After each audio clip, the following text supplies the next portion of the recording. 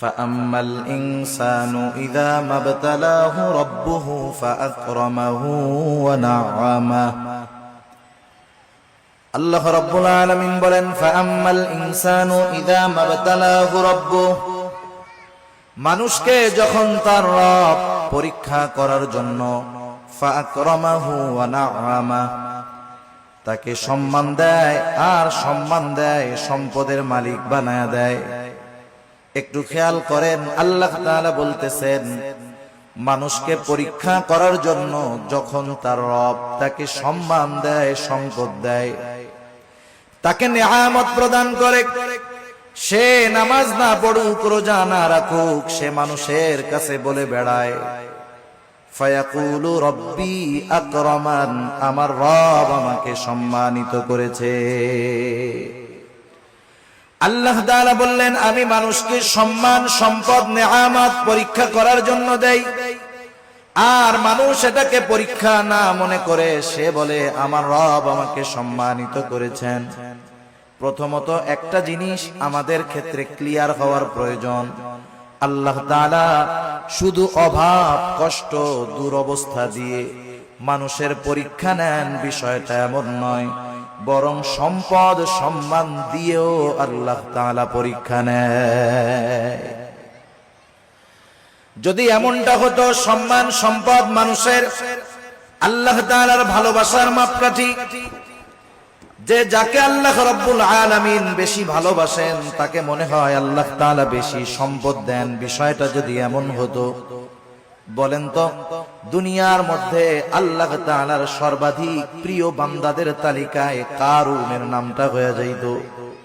কারুন তো পৃথিবীর অন্যতম বড় এক ধনী ছিল। বলেন তো আপনারা সহজেই জবাব দিতে পারবেন কারুনকে আল্লাহ তাআলা ভালোবাসে নাকি? একটু জোরে বলেন না, বাসে? কারুনকে আল্লাহ তাআলা ভালোবাসে না, বরং কারুন নামটা মানুষের কাছে এত ঘৃণিত, এত অপছন্দের। দুনিয়ার কোন মানুষের যদি সন্তান হয়, সে যত গরিব হোক, তাকে যদি বলা হয় তোমাকে মাসে 1000 করে বেতন দেওয়া হবে, টাকা দেওয়া হবে, ছেলের নামটা তুমি কারুন রাখো, আপনারা কেউ রাখবেন? আপনি বলবেন আরে দিন মজুর দিয়া খাইতা ঠিক, কারুন আমার পোলার নাম, মইরা গেলেও রাখবো। এই কারুনকে কত সম্পদ আল্লাহ তাআলা দিয়েছেন, এই সম্পদ ছিল তার জন্য পরীক্ষা। সম্পদের মালিক কারুন যখন হযরত মূসা আলাইহিস সালাম কারুনকে বলল কারুন তুমি তোমার সম্পদের যাকাত দাও, কারুন যাকাত দিতে অস্বীকৃতি জ্ঞাপন করলো।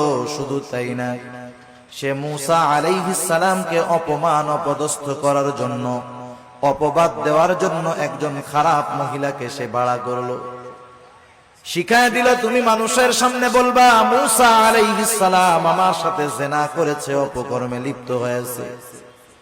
এইবার যখন কারুন এই ষড়যন্ত্র চক্রান্ত করলো, আল্লাহ তাআলা বরদাস্ত করলেন না। এই কারুন যখন সম্পদের মালিক হয়, তখন কারুনের বন্ধুরা আল্লাহ তাআলার কাছে বলতো আল্লাহ আপনি মনে হয় কারুনকেই শুধু ভালোবাসেন, আমাদেরকে ভালোবাসেন না। আমাদের সমাজেও এমন আছে, 5 বন্ধু একসাথে লেখাপড়া করেছে, একসাথে কর্মজীবন শুরু করেছে, একজন অনেক ধনী আর 4 জন গরিব। তারা আফসোস করে আর বলে দেখ আল্লাহ তাআলা ওকে ভালোবাসে, সব নিয়ামত আল্লাহ তাআলা ওকেই দিয়ে দিতেছে। কারুনের বন্ধুরাও বলতো আল্লাহ আপনি মনে হয় কারুনকে বেশি ভালোবাসেন, এই জন্য এত সম্পদের মালিক বানায় দিচ্ছেন। কারুন যখন মূসা আলাইহিস সালামের অবাধ্য হলো, মূসা আলাইহিস সালামকে যখন অপবাদ দেওয়ার প্রচেষ্টা করলো, আল্লাহ তাআলা কারুনের উপরে গজব দিয়ে দিলেন। কারুন তার সম্পদ সহ জমিনে ডাবতে শুরু করলো। তাফসীরের মধ্যে আসছে এখনো কারুন তার সম্পদ সহ জমিনের মধ্যে ডাবতেছে, কিয়ামত পর্যন্ত ডাবতে থাকবে। যখন কারুনের বন্ধুরা কারুনের এই দুরবস্থা